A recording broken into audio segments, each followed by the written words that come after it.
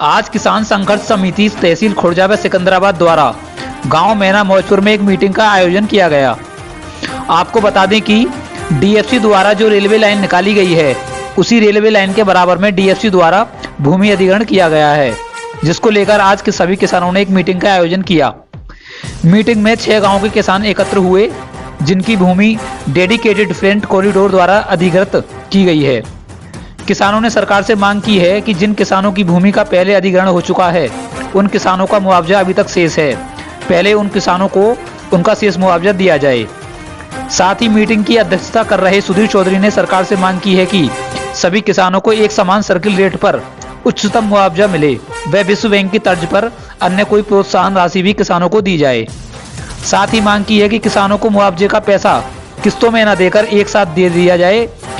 सर्व समिति द्वारा मीटिंग में एक प्रमुख मांग ये भी रही कि जिन किसानों की सारी भूमि अधिग्रहण में चली गई है, उनके परिवार के एक सदस्य को उसकी योग्यता के अनुसार सरकारी नौकरी दी जाए।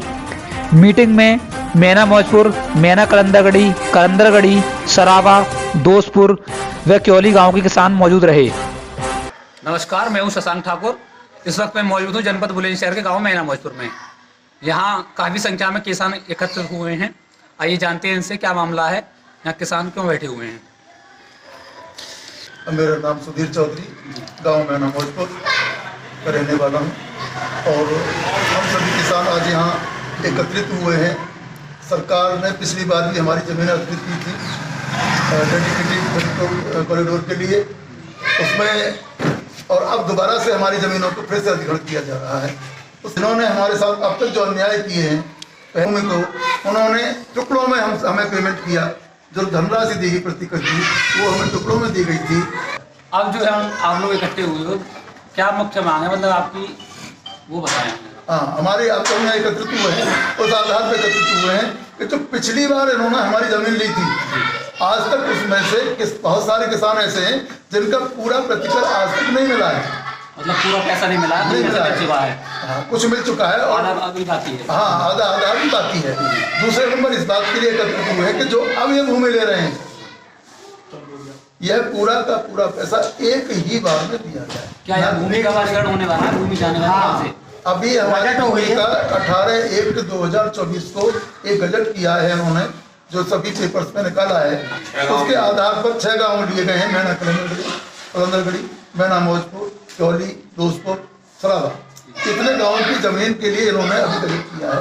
तो हमारा कहना ये है कि जो भी ज़मीन हमारी आप ले रहे हैं, एक बार में ही तो पैसा दिया जाए, हमें कहीं घुमाया ना जाए, फिराया ना जाए। हम किसान अपना काम भी छोड़ें, पैसा भी खर्च करें, तब हमें लोग देते हैं। हम चाहते हैं कि हमारा पैसा हमारे घर पर ही आकर दिया जाए। दूसरे नंबर, जितने भी हमारे गाँवों की ज़मीन गई है, सरकार के द्वारा नए कानून के द्वारा 4 गुने का बात है। हम ये चाहते हैं, दूसरे सरकार के द्वारा यह भी निहित है कि एक ही तहसील की एक ही काम के लिए, एक ही प्रोजेक्ट के लिए यदि ज़मीन ली जाती है तो सभी किसानों को समान प्रतिकर दिया जाएगा। तो हमारी सरकार से मांग है कि हमें जो हमारा उच्चतम सर्किल रेट है, उसी सर्किल रेट के आधार पर 4 गुना हमें सभी किसानों को दिया जाए। जैसा कि होता है कि सर्किल रेट जगह का रूट के हिसाब से अलग होता है, तो आप ये चाहते हैं कि सर्किल रेट उच्चतम हो और सभी को समान मिले, और पैसा जो है एक बार मिले, पूरा मिले। मुख्य मांग आपकी यही है। मुख्य मांग दूसरी बात है ना, जो रह गया है पहले रह दिया जाए। जो पहले रह गया है, जिन लोगों को मुआवजा नहीं मिल पाया है, उनका बकाया चल रहा है, वो भी मिले, और साथ में ये भी मिले जो मिलने वाला है। और दूसरी बात यह है कि जैसे पहले विश्व बैंक के द्वारा किसान जो जिनकी जमीन जाती थी, विश्व बैंक के द्वारा 5-5 लाख रुपए का सबको सहायता राशि मिलती थी, विस्थापित राशि के रूप में उसे दिया जाता था। हमें चाहते हैं वह 5-5 लाख रुपए पुनः मिले सभी किसानों को। ये 3-4 मांगे हमारी मुख्य मांग है इस तरह की। और सरकार हमारी आज हम एकत्रित हुए, विचार किए हैं, और इसके आधार पर हम चाहते हैं कि अपनी मांगों को सरकार तक पहुँचाएंगे और उसके लिए लड़ाई लड़ी जाएगी, जैसी लड़ी जाएगी। आज जैसे कि हम देख सकते हैं कि किसान एकत्र हैं जितने भी, तो ये कितने गाँव के किसान हैं? ये हमारे 6 गाँव के पूरे किसान हैं। कौन से गाँव के किसान हैं?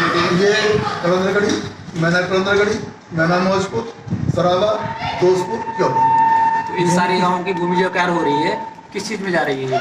अभी तक हमें ये जानकारी नहीं मिली है कि वो किस चीज़ में ले रहे हैं, क्योंकि सुनने में जो आ रहा है कि यहाँ जो रेलवे लाइन निकाली गई है डीएफसी के द्वारा, वो डीएफसी अधिकृत कर रही है और वो शायद उसके किनारे किनारे रोड बना के तो यह निश्चित है कि ये जमीन जो है डीएलएड में जाने वाली है, जाने वाली चली गई चली गई। बस बात है मुआवजे की, आप जो मुआवजा मिले हमको पूरा मिले पूरा। और पिछले के साथ मिले जो पिछला रह गया है। जिसकी सगरी जमीन चली गई इसके बच्चे को नौकरी। हाँ, एक नौकरी जिनकी यानी इसमें जिनकी पूरी जमीन चली गई है, अच्छा, उनके पास कोई शेष भूमि नहीं बची है।